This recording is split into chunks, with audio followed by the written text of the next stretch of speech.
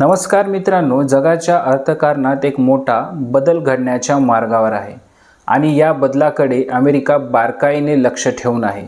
भारत, चीन, रशियाने मिळून डॉलरला थेट आव्हान देणारी नवी पेमेंट सिस्टीम आणण्याची तयारी सुरू केली आहे.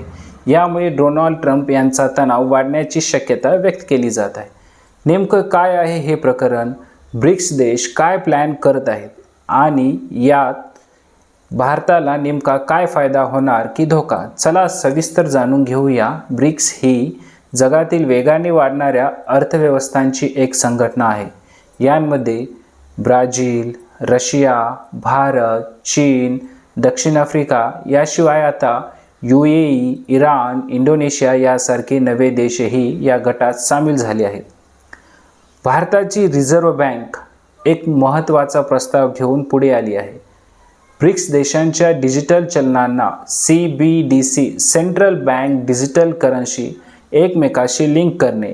याचा अर्थ काय? देशांमधील व्यापार, पर्यटन व्यवहार, क्रॉस बॉर्डर पेमेंट हे सगळं डॉलर न वापरता थेट डिजिटल चलनाद्वारे करता येईल. RBIने सुचवले आहे की हा प्रस्ताव 2026च्या ब्रिक्स परिषदेत अधिकृत अजेंड्यावर घ्यावा. विशेष म्हणजे ही परिषद भारत होस्ट करणार आहे. भारताचं डिजिटल चलन ई-रुपी डिसेंबर 2022मध्येही लॉन्च झाली आहे. आत्तापर्यंत 70 लाखहून अधिक याचे वापरकर्ते आहेत. एक ऑफलाईन पेमेंट सिस्टीम आहे. सरकारी सबसिडीसाठी प्रोग्रॅमेबल वापर याचा करता येतो. यामुळे भारत आपली डिजिटल ताकद जगासमोर मांडत आहे. अमेरिकेचा डॉलर हा आज जागतिक व्यापाराचा कणा मानला जातो. पण जर ब्रिक्स देशांनी डॉलर बाजूला ठेवला तर डॉलरचं वर्चस्व कमी होऊ शकतं. अमेरिकेची आर्थिक ताकद डळमळीत होऊ शकते. याच कारणामुळे डोनाल्ड ट्रम्प यांनी ब्रिक्सला अँटी अमेरिकन म्हटलं आहे आणि ब्रिक्स देशांवर टॅरिफ लावण्याची धमकीही दिली आहे. पूर्वी रशिया, भारत स्थानिक चलनात व्यापार करताना अडचणी आल्या होत्या. रशियाकडे मोठ्या प्रमाणात रुपयाचा साठा जमा झाला, पण वापर मर्यादित राहिला. यासाठी एक उपाय सुचवला जात आहे. Central bank FX swap agreement म्हणजेच मध्यवर्ती बँकांमध्ये चलन अदलाबदल करार. यामुळे व्यापारातील तफावत हाताळता येऊ शकते.